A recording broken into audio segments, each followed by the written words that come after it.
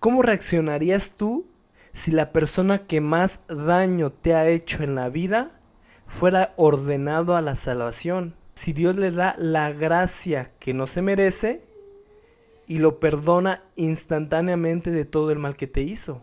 Médico de profesión e investigador audaz, evangelista de la mujer, hombre interesado en cuestiones marginales socialmente relevantes, buen compañero de afición Jerusalén, al Espíritu Santo primero, conocido como el gran redactor. Soy Leonardo Ramírez, estudiante de maestría en teología. Bienvenidos al canal de Hablaremos. Comenzamos.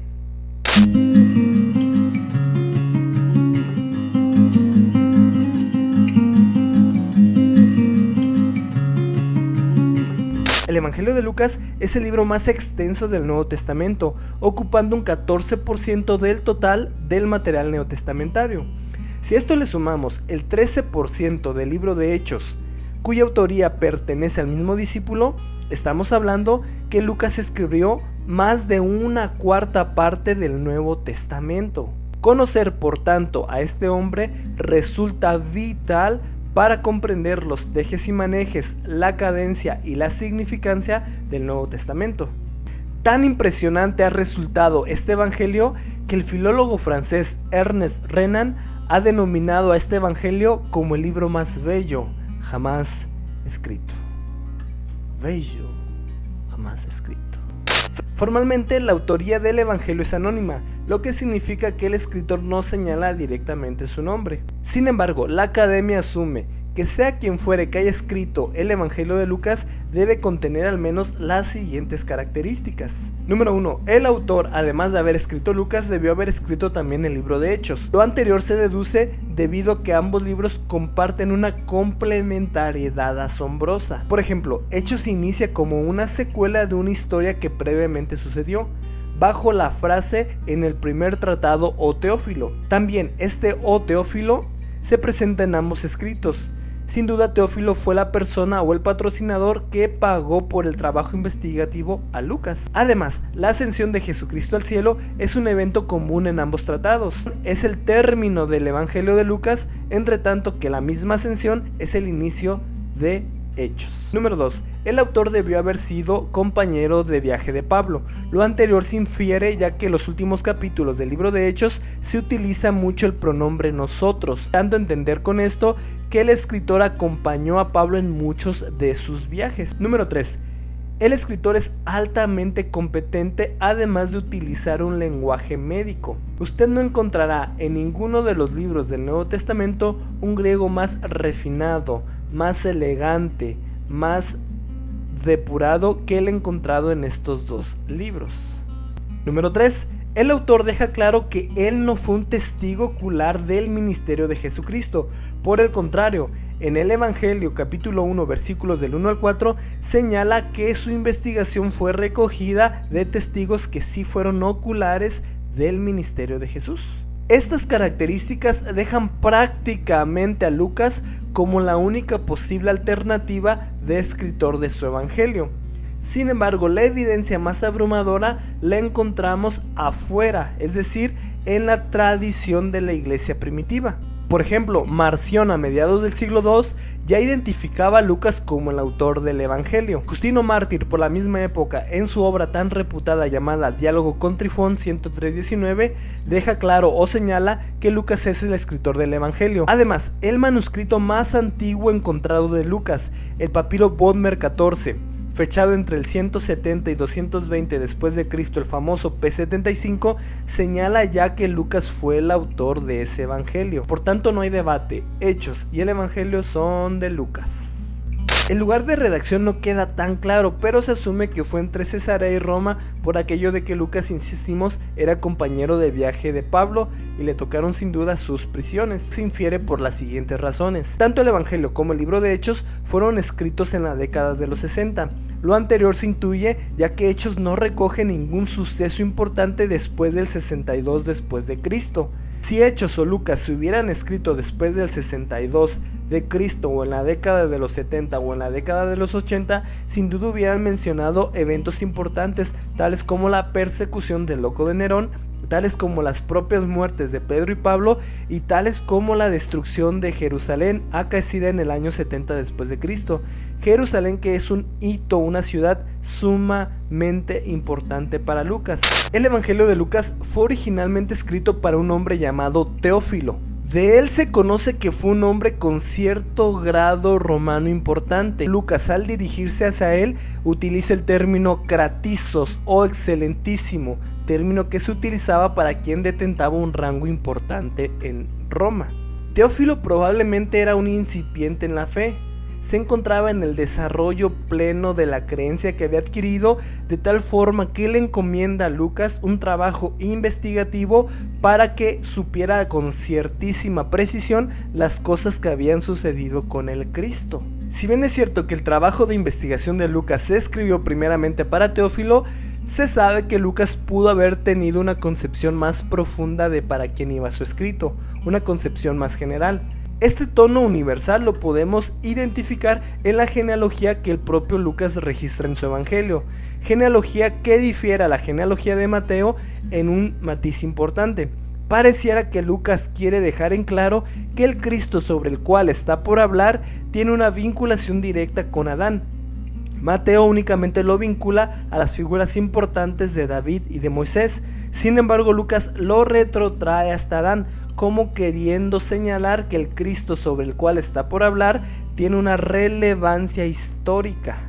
Este evangelio, por tanto, fue escrito para probar la certeza de las cosas que habían ocurrido con el Cristo, para señalarle al propio Teófilo cuál es la religión verdadera, cuál es el verdadero pueblo de Dios. Ahora bien, como todo trabajo de investigación, Lucas tuvo sus fuentes. La principal fuente sobre la cual tomó para la redacción de su evangelio fue sin duda el Evangelio de Marcos, de quien toma entre un 40 y 50% del total de su material. En cuanto a la segunda fuente hay debate, ya que Lucas toma 20% del material que también se encuentra en Mateo. Una parte de la academia se inclina a pensar que Lucas tomó a Mateo o ya conocía el Evangelio de Mateo y de ahí tomó ese 20%. Otra parte de la academia cree que tanto Lucas como Mateo se basaron en una fuente externa llamada la fuente Q y que de ahí tomaron para sus respectivos evangelios. Fuente Q que, por cierto, dicen está perdida. El 40% restante del Evangelio de Lucas es material novedoso, lo que significa que no se encuentra en los otros evangelios. De hecho, esta es la razón primordial por la que se cree que Lucas decide escribir su propio evangelio, porque él conocía que había historias, que había eventos, que había situaciones que habían ocurrido en el ministerio de Jesús con el propio Hijo de Dios que no habían sido registradas y que era importante conocer por todo el mundo. Es por esto que se anima a escribir su evangelio y nosotros le agradecemos. Este material novedoso se ha denominado material L y se cree que fue recogido a través de diversas entrevistas con testigos oculares, a través de otras tradiciones orales, etc. El libro de Lucas posee distintivos particulares que, de entenderlos, cambiará nuestra noción de cómo comprender el evangelio. Lo que estoy por mencionarte cambió mi forma de ver el ministerio de Jesús. Atentos, el primer matiz que encontramos en el evangelio de Lucas es el matiz universalista. Lucas se preocupa por incluir en la salvación / sanidad a todos los extractos posibles de la sociedad. En otras palabras, Lucas abre la puerta de la salvación de Dios a gentiles, a menesterosos, a reprobados por la sociedad, a todo aquel sector que se encuentra fuera. Algunos de ellos son inclusive los protagonistas de varias de las historias que recoge el Evangelio de Lucas. Por ejemplo, los pastores en el capítulo 2, la mujer adúltera, Zaqueo, que si bien era el menor en estatura, era también considerado como un traidor, el hijo pródigo, el ladrón de la cruz. En otras palabras, Lucas quiere dejar en claro que toda etnia, que toda cultura, que todo estatus sociocultural, que todo género, que todo nivel socioeconómico es bienvenido para el Evangelio, que las partes más bajas de una sociedad son también aptas para conocer a Dios. Es un Evangelio, por tanto, sumamente compasivo. Otro de los matices que Lucas entrega es el papel que le otorga a la mujer. Lucas menciona 13 mujeres que no son mencionadas en los otros evangelios, pero que sí son mencionadas en el de él. Y cuando las menciona, las señala como portadoras o como desarrolladoras de actividades significativas para el ministerio de Jesús, en áreas financieras, en áreas emocionales, en áreas físicas, etc. Por algo, este evangelio es conocido como el evangelio de la mujer. Recordemos, Lucas sigue con su afán universalista. El evangelio es para ricos, para pobres, para pudientes, para menesterosos, para gentiles, para judíos, para hombres, pero también para mujeres. Otro de los matices importantes es el papel que Lucas le entrega al Espíritu Santo. El Evangelio de Lucas y el libro de Hechos registran al menos 75 menciones del Espíritu Santo. Esto comparado con las 6 y comparados con las 12 veces que se manifiestan en el Evangelio de Mateo y en el Evangelio de Marcos respectivamente, logra identificar la importancia que la tercera persona de la Trinidad significaba para Lucas. Y como ejemplo un botón. Mateo 7:11 señala que Dios dará buenas dádivas a sus hijos. Sin embargo, en el pasaje homónimo del Evangelio de Lucas, él señala que Dios le dará el Espíritu Santo a sus hijos. Esta aclaración, esta matización, esta adición o este perfeccionamiento, sin duda Lucas pudo ponerlo porque en el momento en que escribió su evangelio, después de haber acompañado a Pablo durante sus largas travesías y de haber visto el poder del Espíritu Santo en obra, sin duda el impacto y la influencia fue tal en Lucas que entendió de forma más precisa cómo es que trabajaba Dios, cuál era el verdadero regalo de Dios.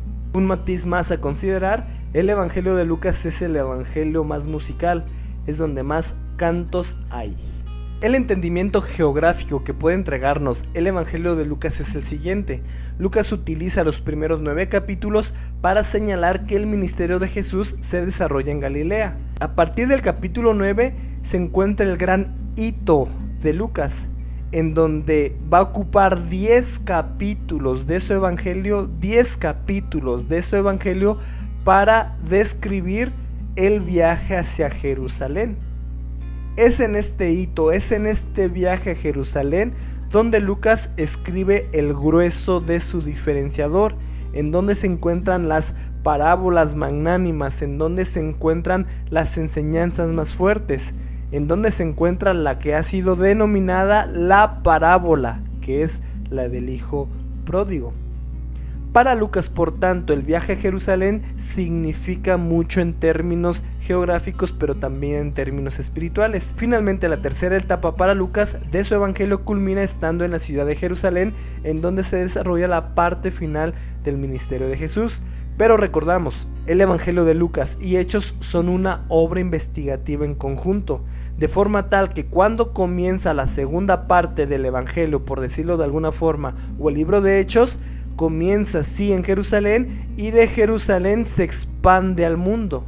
Entonces, visto de esta forma, Lucas y Hechos en conjunto comienza en Galilea, va a Jerusalén y de Jerusalén sale para todo el mundo. Sobre esta parábola podemos hablar muchas cosas. Se ha denominado la parábola del hijo pródigo, pero autores como el Dr. Pennington asumen que es una denominación equivocada. Él prefiere que se hubiera llamado la parábola de los dos hijos y tiene mucha coherencia. La parábola, más que tratarse, como generalmente se explica, de la gracia que el padre le entrega al hijo, se trata más bien de la reacción que el otro hijo tiene con respecto a la gracia que el padre le da. El Dr. Pennington asume lo siguiente: si la enseñanza final de la parábola hubiera sido la gracia del padre, ahí hubiera terminado. Sin embargo, esta parábola termina con la reacción, insistimos, que el hijo tiene cuando el padre perdona sin algún resquemor todo el daño que le hizo. Esta forma de pensar tiene mucha coherencia por el contexto en el que se encuentra la parábola, quienes se encuentran acompañada por la parábola de la oveja perdida y por la parábola de la moneda perdida. En ambas parábolas hay un gozo y un regocijo porque la oveja una entre 100 fue encontrada y porque la moneda una entre 10 fue encontrada.